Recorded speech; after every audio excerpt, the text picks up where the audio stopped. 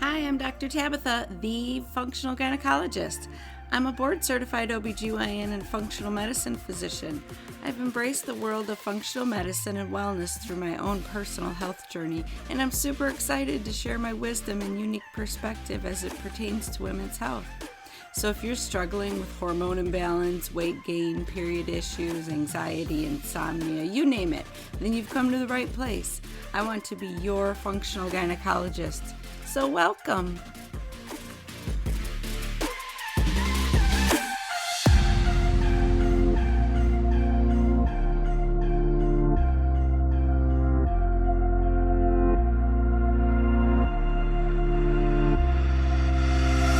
Okay, this week's been a little crazy, a little different, trying to homeschool my children and not go crazy and see my patients through televisits.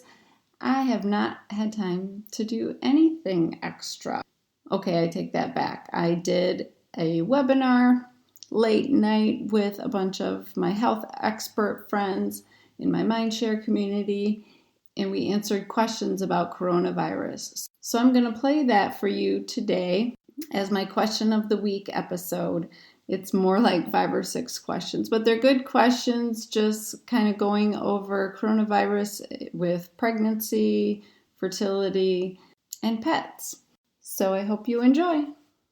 All right, next up we have Dr. Tabitha Barber. And okay, we had a really fun podcast interview the other day. And why I'm bringing Dr. Tabitha Barber on is because she's a functional gynecologist. And I actually just, with my husband, we were in the grocery store recently and getting, some supplies, as we all are.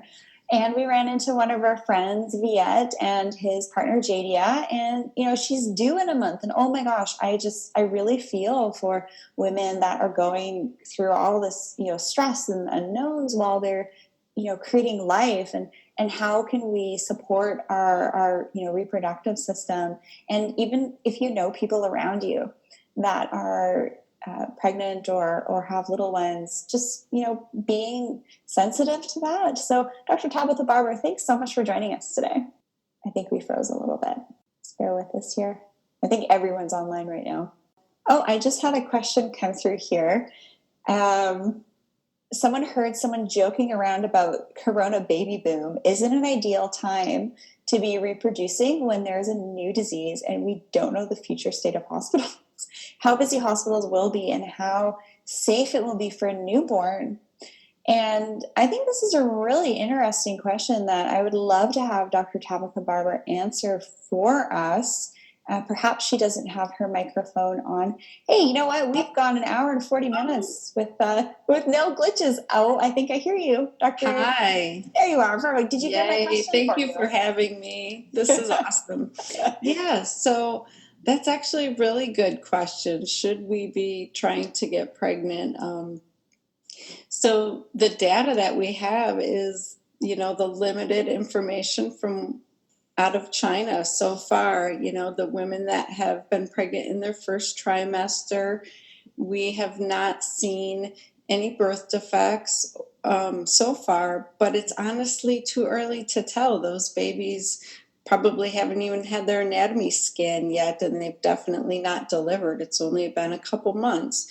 We do know that there's been a small increased risk in miscarriages and preterm labor and delivery. So anytime you have any kind of febrile illness where you're having fevers and things, you run the risk of preterm birth and miscarriage. So coronavirus isn't special in that regard, but I would say it's too early to know if it's going to have any major effect like first trimester birth defects.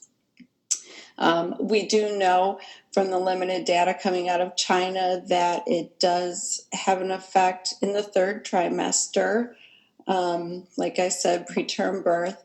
But the surprising data that we've seen is that it's not seeming to be passed to the babies if mom does have coronavirus and she's pregnant and delivers. So that's actually really good news.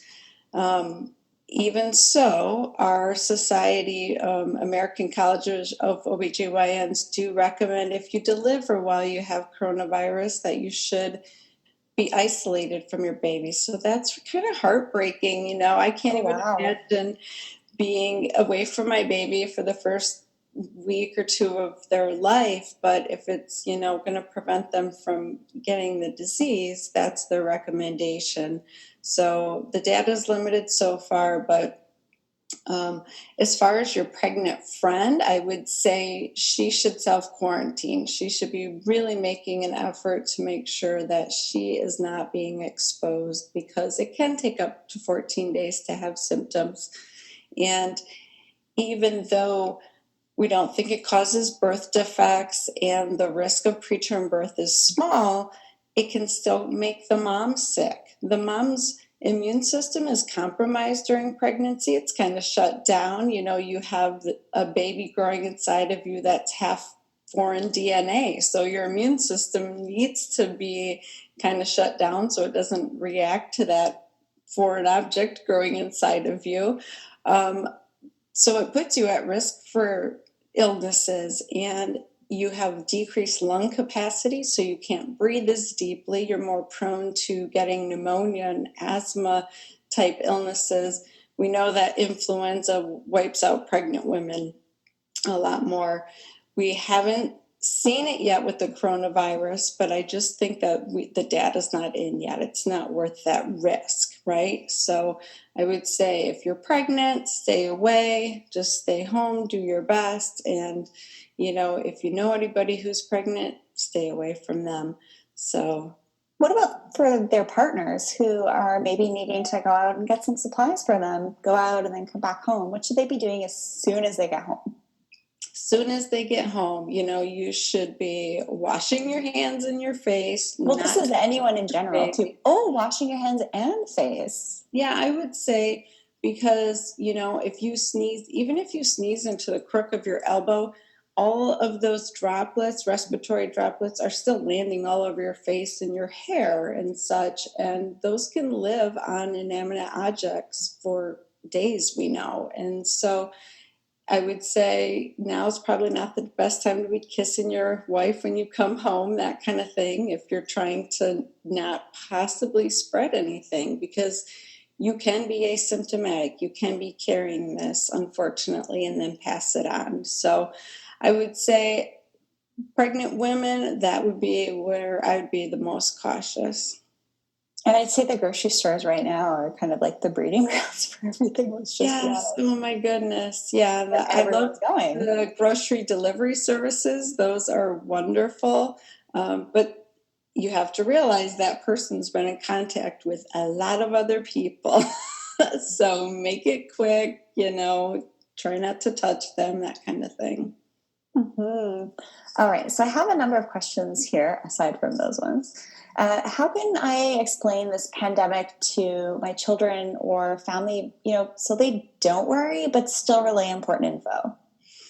So I have two 9-year-olds and an 11-year-old that now I'm homeschooling. Michigan is pretty much on lockdown, and I didn't want them to freak out and worry that, they're going to get sick and end up in the hospital, because that's kind of the idea they were getting from the news. So I explained it to them that we are kind of trying to think about other people. It's not about us. It's we could be a vehicle to pass this on to someone. We know that most kids aren't getting sick, but we're understanding now that they're most likely asymptomatic carriers and they're transmitting it to other people. So it's a really generous, nice thing for us to do, to lock ourselves away for a few weeks so that we don't get people, our teachers, our friends at church, the elderly people at church especially, that we aren't getting it and passing it on to them and getting them sick. So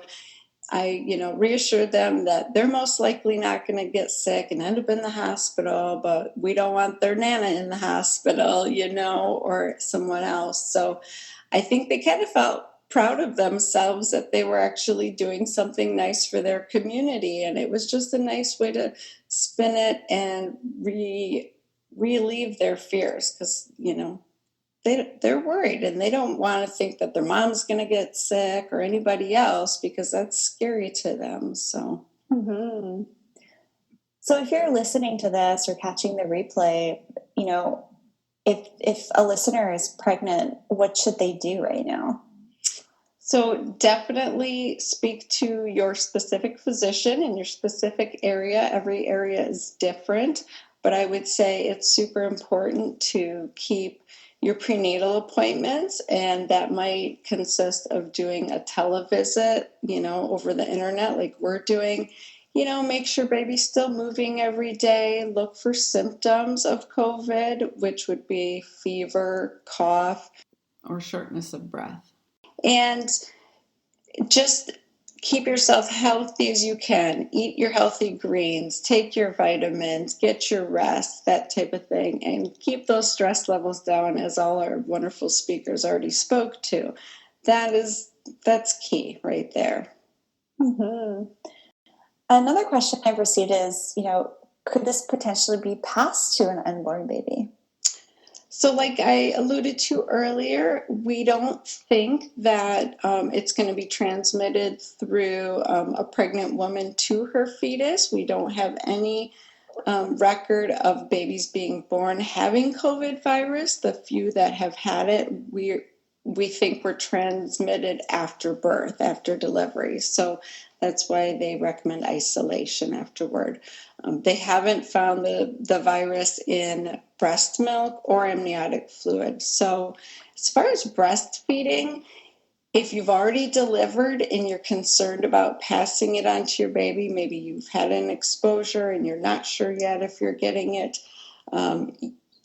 breastfeeding definitely confers immunity. So I would say keep breastfeeding. If you're highly suspicious that you might have it, you should probably pump and have someone else feed the baby, and make sure you're washing your hands and all of that while you're doing it.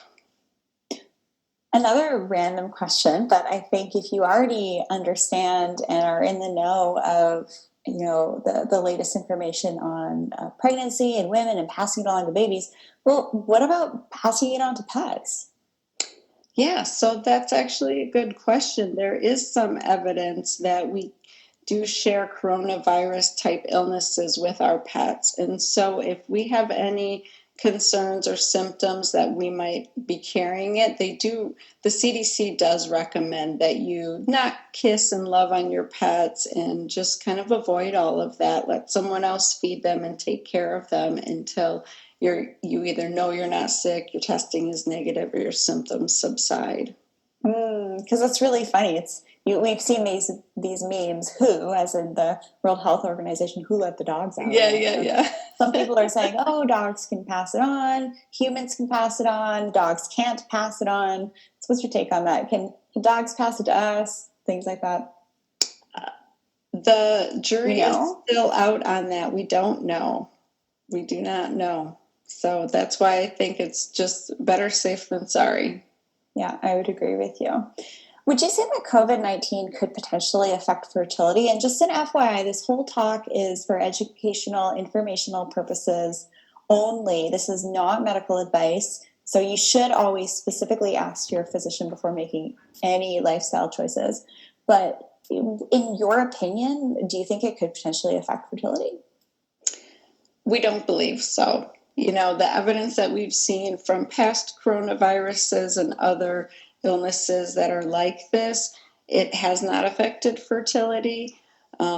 It does affect, like I said, potential for miscarriage, so becoming pregnant but then losing it if you get a febrile illness.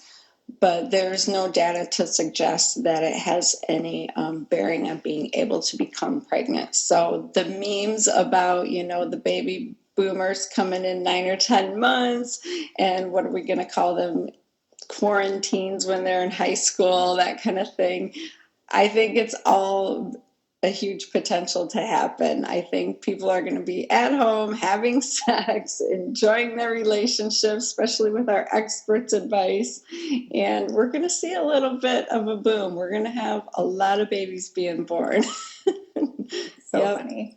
I know that one of our colleagues, Dr. Melissa Vandermissen, she specializes in natural fertility. And she likes to give the recommendation of, keeping you and your partner's body ultra clean for 6 months pre-conception. So for me, what I think I might choose to do is like wait until this all blows over. Would you kind of think that might be prudent? Yes, I would definitely agree with you. I would not want to run the risk of getting pregnant and having this febrile illness in the first trimester and losing the pregnancy, or worse. We don't know what the outcomes could be. So as it stands, like the Society for Reproductive Health has not issued a statement saying no more in vitro or anything, getting people pregnant. But I think that's a personal decision, and I personally would put that on hold. But you should talk to your physician and work that out together. But definitely think twice. All right. Well, thank you so much for sharing your tips of wisdom here, Dr. Tabitha Barber. Where can people find you? Well, on social media, I'm DrTabatha, Dr. Tabitha, and on my website, drtabitha.com. So check me out. Oh, and the Functional Gynecologist podcast, which Rachel was on last week. It was a beautiful episode, so you should check that out. Great. Thanks so much. Have a great evening. Yeah, thanks for doing this. Okay, so if you want to listen to that webinar in its entirety with the 15 health experts, we talk about how to build up your immune system and handle the stress of the coronavirus, how to manage emotional situations, homeschooling your kids, all of those pressures. It's a great listen. Just go to my YouTube channel, Dr. Tabitha, and you can watch it on there. So thanks for joining me today. Stay home and have a safe, wonderful week, and we're in this together. I'll see you soon.